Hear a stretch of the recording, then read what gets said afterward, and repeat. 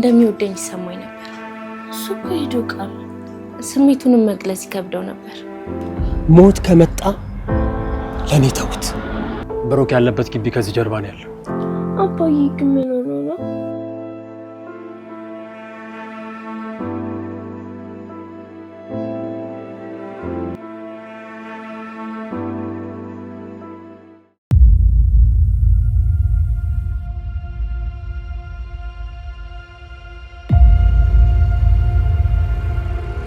ይሄ የመፍራት ያለ መፍራት ጉዳይ አይደለም። ህጉም ቢሆን የሰው ሚስት ማባለግ የሚፈቅድልህ አይመስለኝም። ባክሽ ኋላ ቀራቱኝ። ንብረታችሁ በሳምንት ውስጥ እንዲመለስልሽ ከፈለሽ ነይ ተቀመጭና ነው። ነይ ተቀመጭ። ንብረቱም ቢሆን ጥንቅር ብሎ ይቅርሽ። ይሄ እኮ የጅል ሴቶች መገለጫ ነው። ሞገስ ከመጣ ችግር ይፈጠራል። ውጣልኝ። ልቀቀኝ እባክሽ። ነይ ተቀመጭና እናውራ። በፍቅር አምላክ ልቀቀኝ።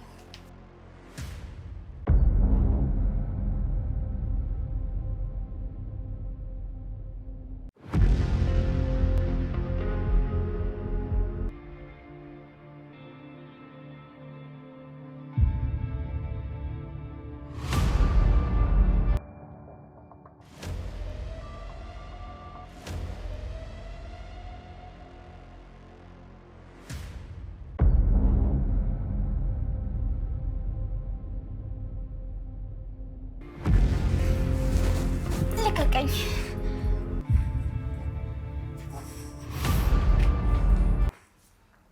ቆይ ሚስትና ልጆች አሉኝ ስትላል ነበር እንዴ? ለዛውም ወርቅ የመሰለች ሚስትና ወርቅ የመሰሉ ልጆች። እና ታዲያ ሰው ሚስት ላይ ምን ያልከሰክሳል? እኔ አልተልከሰከስኩም። ልርዳችሁ፣ ላግዛችሁ ነው ያልኩኝ። እባክህ አሁን ውጣልኝ። ሞገስ ከመጣ ችግር ይፈጠራል እያልኩ ነው።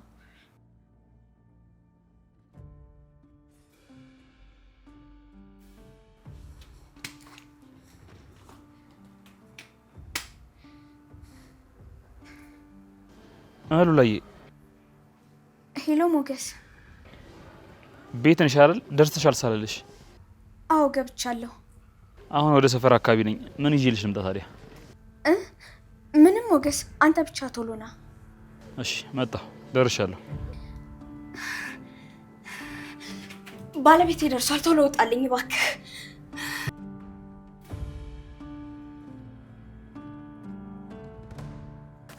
ስሚኝ፣ የህግ አካል ነኝ። ራሴ እንዴት መከላከል እንዳለብኝ ጠንቅቄ ያውቃለሁ። ስለዚህ ችግር እንዳይፈጠር ማድረግ ያለብሽ ያንቺ ድርሻ ነው። ምን ማለት ነው?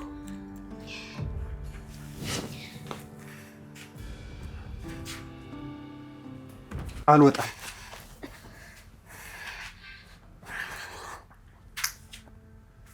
አሁን ማረፍ ፈልጋለሁ። ውጣልኝ። ለምንድን ነው የማትወጣው? በቃ አልወጣም። እንዴ ምን አይነት ፈጣጣነት ነው? ፖሊስ እጠራለሁ። ልትደፍረኝ ነው እንዴ?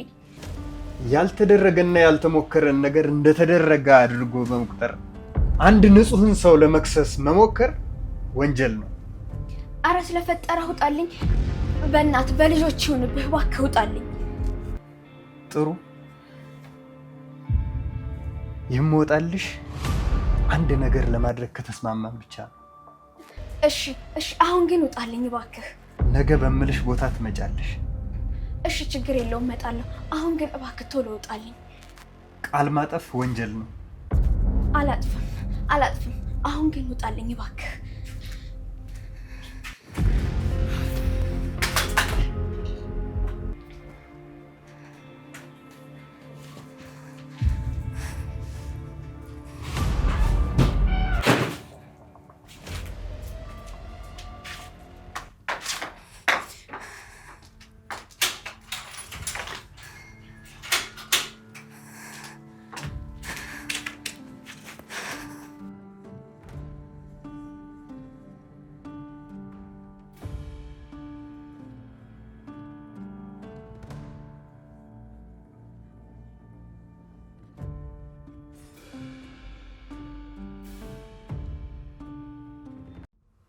የት ልሂድ?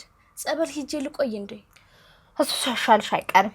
ዝም ብዬ አልሞትም ምናምን እያልሽ አሟሟትሽን ባታከፊ ጥሩ ይመስለኛል።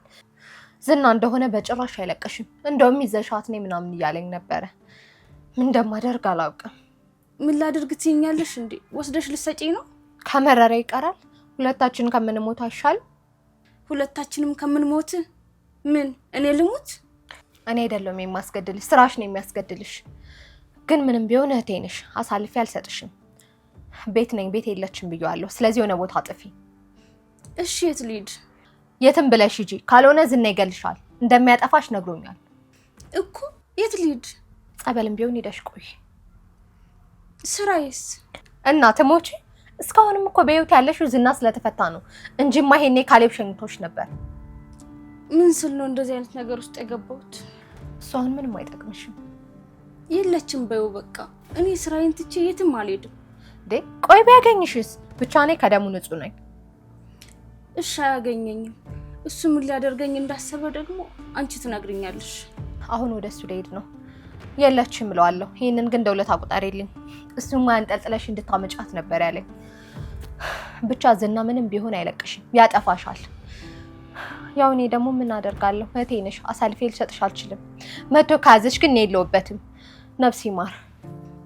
ዛሬ እኮ መሽቷል። ነገ አታገኘው? አይ እኔ ካለኝ እሄዳለሁ። እንግዲህ ምን ማድረግ እችላለሁ? አሁንም እድሌን መሞከር ነው።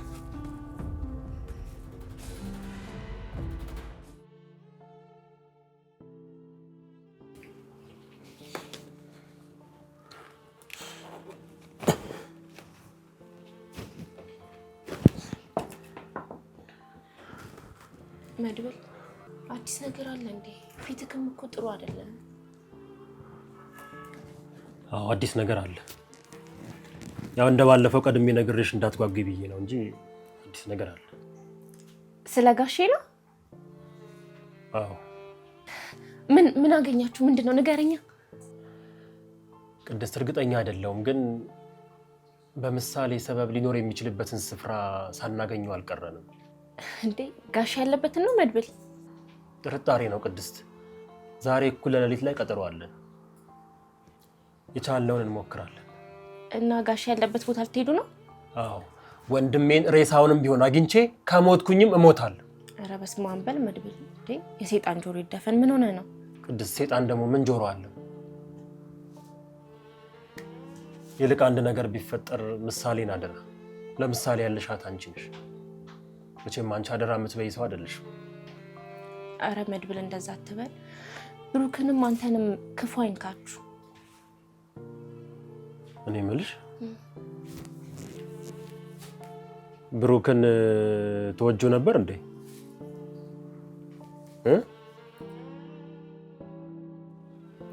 እና ዛሬ ልትሄዱ ነው? መሽቷል እኮ። አሁን ላይ መሽቷል፣ ግን ደግሞ ከመሸ ነው የተቀጣጠር ነው። ፈጣሪ ይርዳን እንግዲህ። ግን እኮ ከባድ አደጋ ሊደርስባችሁ ይችላል። እንዴ ሉላ፣ አደጋ የሌለው ነገር አለ እንዴ? ግን ደግሞ ምን መሰለሽ፣ ውስጥ ትንሽ ክፍተት ተፈጥሯል ተብለናል። ያው ደግሞ ካሌብም የለም ዝናም ደግሞ አይመጣም። በምን አወቃችሁ? መድብል አንድ ወዳጅ አለው እና በሱ በኩል የተወሰኑ ማጣራቶችን አድርገናል። እሺ ፈጣሪ ይከተላችሁ። አሜን ሉላዬ። እንግዲህ ፈጣሪ በብዙ ነገር እንዲረዳን እፈልጋለሁ። ምን እንደምመኝ ታውቂያለሽ? ምንድን ነው የምትፈልገው? ንገረኝ እስኪ። ብሩክን አግኝተ ነው ይቅርታ ጠይቄው የታገደብኝ ንብረት ተመልሶልኝ ከዛ እሱን ደግሞ አንደኛ ሚዜ አድርጌው አንቺን ድል ባለ ሰርግ ማግባት። ጭራሽ ዝና ባለበት ሀገር ልታገባኝ ትፈልጋለህ እንዴ? እሱ ባለበት ሀገር መስሎኝ አንቺን ይዤ የተቀመጥኩት። ጽርቅ ቀርቶብኝ በወጉ በኮነንኝ አሉ። ሰርጉ ቀርቶብኝ በሰላም በኖርኩኝ። ሞገስ ጠበቃውን ግን ብንቀይረው የተሻለ ነው። እንዴ ለምንድን ነው ጠበቃው የሚቀየረው? አይ ምንም ደስ አላለኝም። ምንድነው? ሰረቅ አድርጎ አየሽ እንዴ?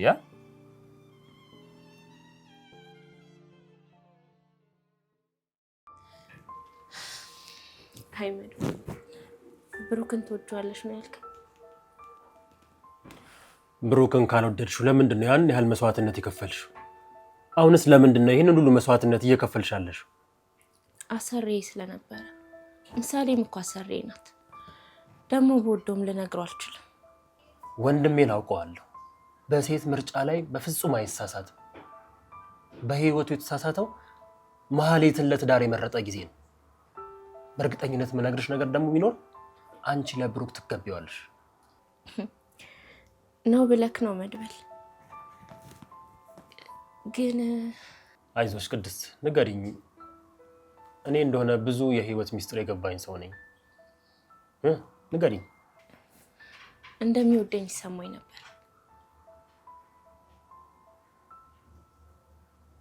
እንዴት ሊሰማሽ ቻለ? በቃ ሳደርግለት ለነበሩት ነገሮች ለማመስገን ይከብደው ነበር። ስሜቱንም መግለጽ ይከብደው ነበር። አንቺ ለሱ ምን አድርገሽለት ታውቂያለሽ? ምሳሌ ስትታመም 6 ዓመት ሙሉ ያጠራቀምኩትን ገንዘብ ሰጠሁት። ማህሌት ደግሞ ምሳሌን እንዳጠፋላት ገንዘብ ስትሰጠኝ እሺ ብዬ ተቀብዬ ለብሩክ ሰጠሁት። ማህሌት ምሳሌን አጥፊልኝ ብላ ለአንቺ ገንዘብ ከፍላሽ ታውቃለች? አዎ መድብል፣ ማህሌት እኮ ምሳሌን ያላደረገቻት ነገር የለም። አሁን እንደዚህ ቁጭ ብላ ሳያት ምሳሌን እኮ ቀኑ ያልደረሰች ነፍስ በምንም አይነት መንገድ ልጠፋ እንደምችል ነው ማየው። ወይ ጉድ! ለካ ወንድሜ ጠላቱን በጉያው አቅፎ ነው ይኖረው። አዎ መድብል፣ ብዙ ጊዜ ለብሩክ ልነግረው ሞክሬ ነበር፣ ግን ዘግይቶ ነው የገባው። እውነትሽን ነው፣ ብሩክ በብዙ ነገር ይዘገይ ነበር። አይ መዘግየት እንኳን አይደለም፣ ብሩክ የተረጋጋ ሰው ነበር። በቃ ለማንኛውም ቅድስት ቃል ምገባልሽ ነገር ቢኖር ብሩክን በህይወት ካገኘሁት ላንቺ እንደምድርልሽ ነው። ታላቅ ወንድሙ መሆኔን አትርሽ። እኔ የምለውን ሁሉ ነው የሚያደርገው። እሺ መድብል። በቃ እንግዲህ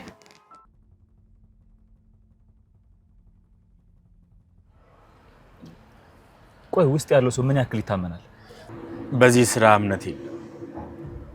ከታመነልን እንጠቀምበታለን፣ ከካደን ደግሞ ከካደን አይሳካልንም ወይ ደግሞ አደጋ ውስጥ ልንወርቅ እንችላለን። ታዲያ ተጠባባቂ ማምጣት አልነበረብንም? ሞገስ ጊዜ የለንም። ካሌብ እዚህ ከተማ ውስጥ አለመኖሩ ለኛ ጥሩ አጋጣሚ ነው። ደግሞ ሲንቀሳቀስ እሱ ጠባቂዎቹንም አብሮ ይዞ ነው የሚንቀሳቀሰው። ስለዚህ ቀስ ብለን ገብተን እንፈትሻለን ማለት ነው፣ ምንም መሳሪያ ሳንይዝ። ያኔ ብሩክ መኖሩንና አለመኖሩን እናረጋግጣለን ማለት ነው። በጣም ጥሩ። ሰዎቹ በጣም አደገኞች ናቸው፣ መጠንቀቅ አለብን። እያንዳንዱ እርምጃችን በጥንቃቄ ሊሆን ይገባል። መድብል፣ ውስጥ ያለው ሁኔታ ካላማረ ቶሎ ጥለን መውጣት አለብን። አደራ፣ አስቸጋሪ ሁኔታ ከገጠመን ለመጋፈጥ እንዳትሞክር፣ ጥለን ነው መሸሽ ያለብን።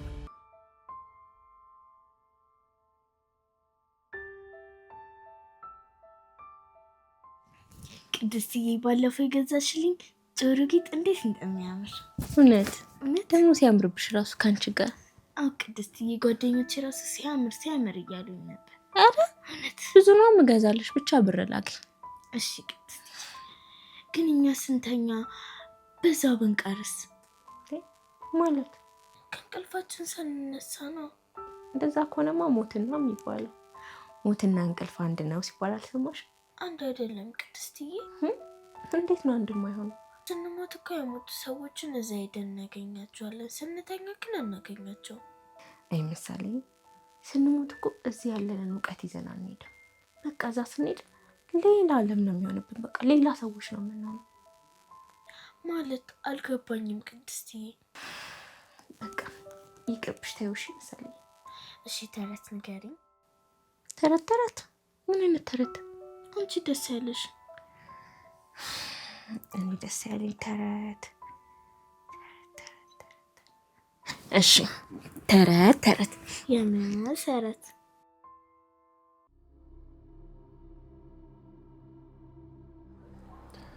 አንድ ቃል ምገባላችሁ ነገር ቢኖር በዚህ ጉዳይ ላይ ሞት ቢመጣ ቅድመ ተሰላፊ ነኝ።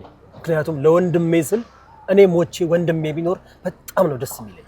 መድብል፣ በዚህ ጉዳይ እኮ በተደጋጋሚ አውርተናል።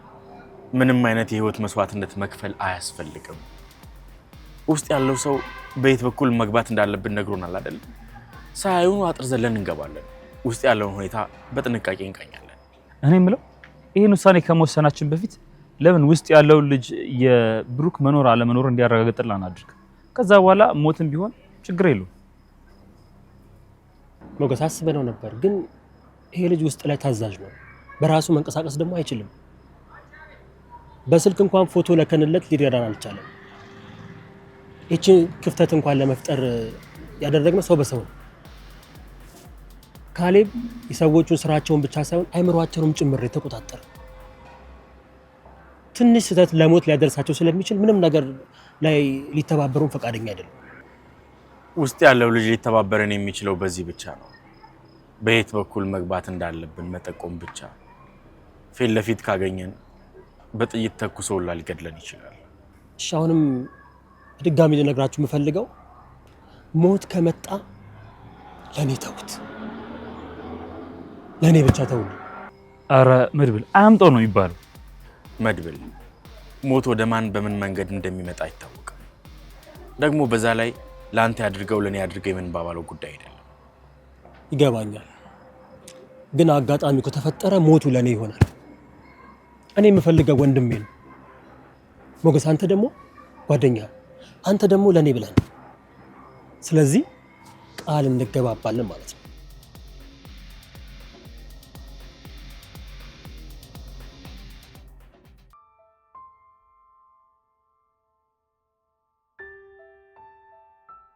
ምሳሌ መጀመሪያ ልስተካከልና ነው የምነግርሽ።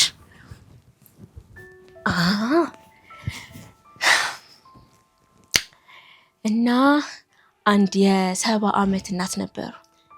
እሺ። እኚህ የ70 ዓመት እናት በጣም የተማረ የ40 ዓመት ልጅ አላቸው። እሺ። እና ልጃቸው በጣም የተማረና የተከበረ ነበር። አንድ ቀን ቤታቸው ሊጠይቃቸው ይመጣል። ምን ይዞላቸው? እኔ እንጃ፣ ሽንኩርት፣ ዘይት ምናምን ብቻ መሰለኝ እንደዛ ነገር ነው። አይ አይደለም፣ ኢሊፖፕ ኬክ እና አበባ ምናምን ነው ይዞላቸው የሚመጣው። ተረቱን ታውቂዋለሽ? አይ አላውቀውም። እና አርፈሽ አዳምጫ። እሺ ቅድስት ቀጥይ። እና ይሄ የተማረ ልጃቸው ቤት መቶ በጣም ደስ ብሏቸዋል። ደስ ያላቸው እናትየው ናቸው። ከዛን እናትየው ቁጭ ብለው ሳለ አንድ አሞራ ይመጣና በመስኮት ቁጭ ይላል። ምን አይነት አሞራ? ቁራ። እሺ ቁራ እኮ ተንኮለኛ ነው። ምሳሌ ጥቁር ስለሆነ ነው እንጂ እኮ ተንኮለኛ ሆኖ አይደለም። እና ምሳሌ እናትየው ቁራውን ትኩር ብለው ያዩታል። ከዛን ትኩር ብለው አይተው ልጃቸውን ይሄ ወፍ ምንድን ነው የሚባለው ብለው ይጠይቁታል። ልጅየውም ቁራ ይባላል ብሎ ይመልስላቸዋል። አላውቅ ብለው ነው የጠየቁ? አይ ሊያስተምሩት ፈልገው ነው እንጂ። እንዴ እሱ ተምሯል አላልሽኝም እንዴ? ምሳሌ የተማረ ቢሆንስ? የተማረው ለኮ ሁሉንም ነገር አያውቅም። እሺ አሁን ቀጥይልኝ። እሺ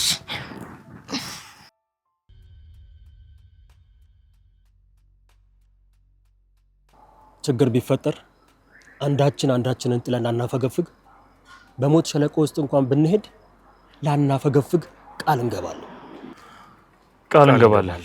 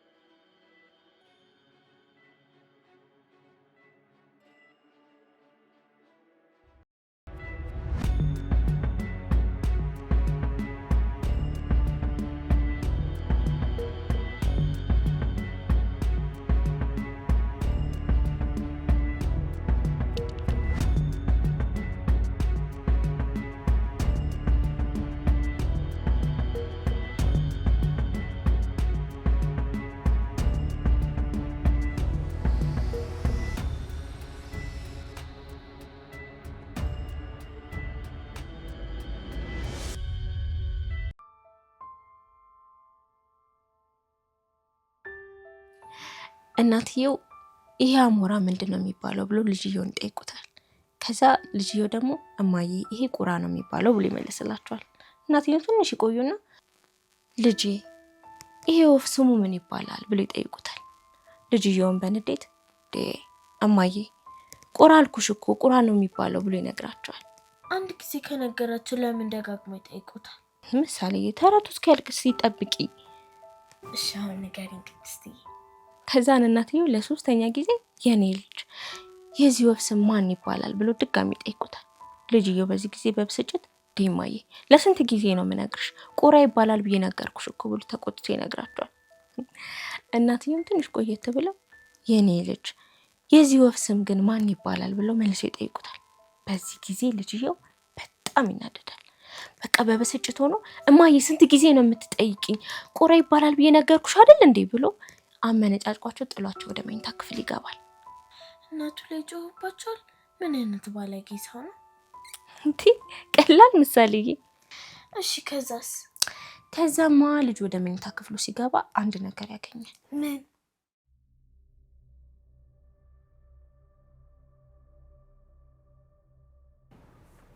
ብሩክ ያለበት ግቢ ከዚህ ጀርባ ነው ያለው። ከዚህ ጀርባ ሊኖር ይችላል ማለት ነው? ሊኖርም ላይኖርም ይችላል። እንደኔ ግን በህይወት የምናገኘው አይመስለኝ።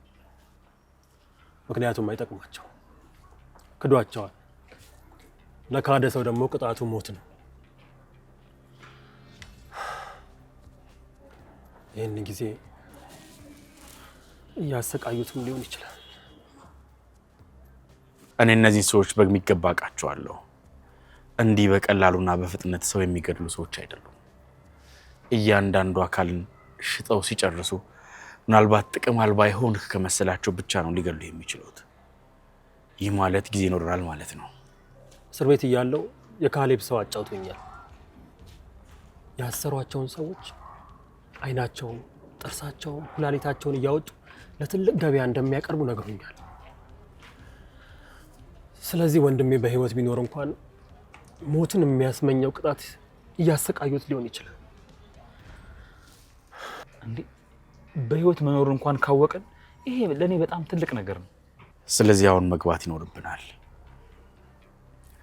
ቃላችንን አንዘንጋ። አምሯችሁ ይንቃ። በጣም ከባድና አደገኛ ነገር ልንሰራ እንደሆነ ንገሩት። ጸጉራችሁ እንደ ወታደር ሲቆም ድረስ ንቁ ይሁን። ፍጥነት ወሳኝ ነው። በትክክል። ስለዚህ ተከተሉ።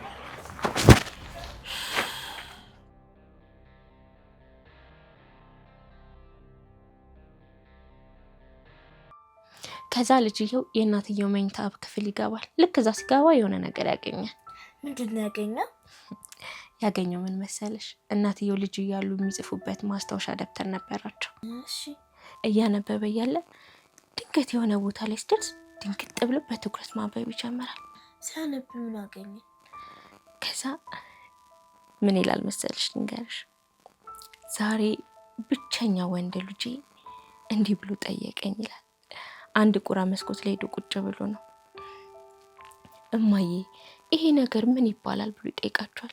እናትየውን በፈገግታ ተሞልተው ቁራ ይባላል ልጄ ብሎ ይነግሩታል። ልጅየው መልሶ እማዬ ይሄ ነገር ምን ይባላል ብሎ ይጠይቃቸዋል። እናትየው አሁንም በፈገግታ ልጄ ቁራ ይባላል ብሎ ይመልሱለታል። ለ23ኛ ጊዜ ልጅየው እማዬ ይሄ ነገር ምንድነው የሚባለው ብሎ ይጠይቁታል። እናትየው ያለ ምንም መሰላቸት ለ23ኛ ጊዜ ልጄ ይሄ ነገር ቁራ ይባላል ብለው መለሱለት። እሱ ግን እናቱን በ4 ጊዜ ተቆጣት። አዎ ምሳሌ፣ እናትየው ለ4 ጊዜ ሲጠይቁት ልጅየው በመበሳጨትና በመሰላቸት ሲመልስላቸው የነበረው፣ ልጅየው ግን ለ23 ጊዜ ሲጠይቁት እናትየው ያለ ምንም መሰላቸት ያለ ምንም ቁጣ በትህትና እንደመለስላቸው ሲያስብ በራሱ አዘነ። በጣም ነው በራሱ ያዘነው። ከዛ ቀጥ ብሎ እናትየው ጋር ሄዶ እናቴ ይቅር በይኝ ማሪኝ ብሎ እርጋቸው ስስ ወድቆ ለመናቸው። ምሳሌ ከዚህ ተረት ምን እንማራለን? እኔ ከዚህ ተረት የተረዳሁት እናታችን ምን ያህል መስዋዕትነት እንደከፈለችና ለእናታችንን እኛ ደግሞ ስናድግ እናታችንን ማስደሰት እንዳለብን። ጎበዝ ምሳሌዬ። ግን እኮ የኔ እናት የለች። በቃ ምሳሌ አባትሽን ታስደስቸዋለሻ? እሱ እኮ ሄዶ ቀረ። በቃ ተኝ፣ እሱ ይመጣል። ተኝ ምሳሌ። ጎበዝ ልጅ። ልበሽ እንደዚህ።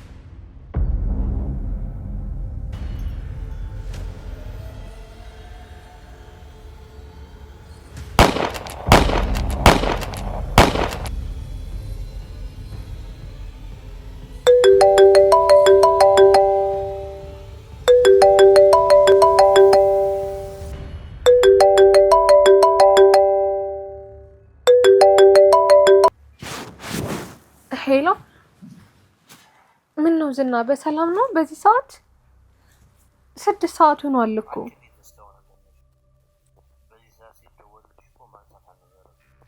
ተኝቼ ነበር። ቆይ ግን ለምንድን ነው በዚህ ሰዓት የደወልክልኝ? የት እንዳለች አላውቅም። ስልኳን ጠፍታለች። ስታስበው አንተ እንደዛ አድርጋ ቤት የምትቀመጥ ይመስላል? አድራሻዋን አጥፍታ ነው የጠፋችው። የት እንዳለች ጭራሽ አላውቅም።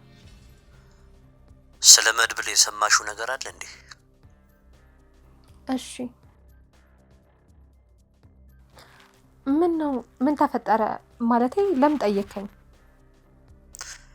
የማየውን ነገር ሳይሞክሩ አይቀርም። ታዩ በቃ። እኔ ምንም አልገባኝም።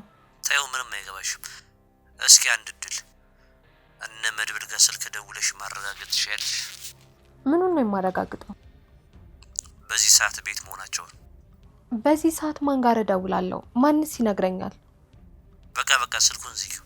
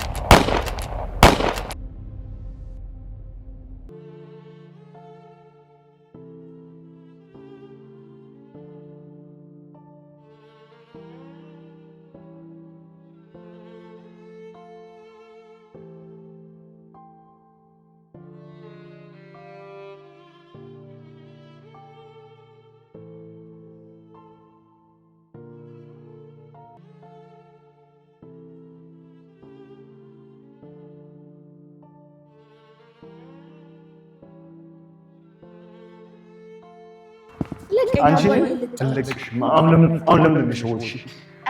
ምን ቢት አትይች አባዬ እንዴ እሺ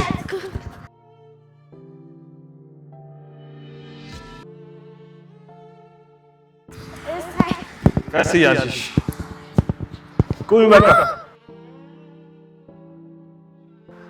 ምንድን ነው ምን ሆንሽ? አባዬ ጓደኛዬ ማለት ነው ስምሽን ቀይሪ አለችኝ። ለምን ነው እንደዛ ያለች? ይኸውልሽ ታትሺ እሷ የስምሽን ትርጉም ስለማታውቀው እንደዛ ያለች። ምሳሌ ማለት ይኸውልሽ የእናትሽ ምሳሌ፣ የኔ ምሳሌ፣ የእውነት የፍቅር ምሳሌ ማለት ነው። እሺ እናት። እሺ አባዬ እኔ እኮ ስሜን በጣም እወደዋለሁ። አዎ የኔ ጎበዝ ልጅ ምርጥ ስም እኮ ነው ያለሽ አንቺ። አዎ አባዬ ግን ደግሞ ትምህርት ቤት ሰኞ ዕለት ወላጆቻችንን ይዛችሁ ይላሉ። ለምን? ምን አጥፍተሽ? ኧረ ምንም አላጠፋሁም። እና ለምን ነው ታዲያ ወላጅ አምጪ ተባልሽ? ውጤታችሁን ለማወቅ ወላጆቻችሁን ይዛችሁ ተብለናል።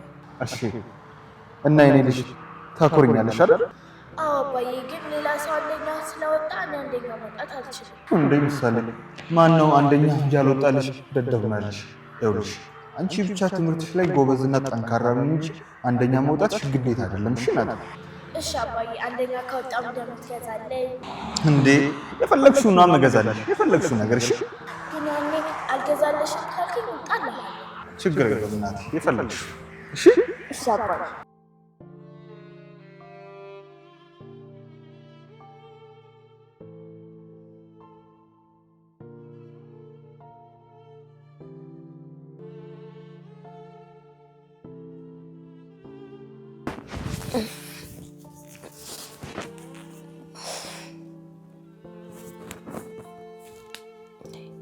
ምሳሌ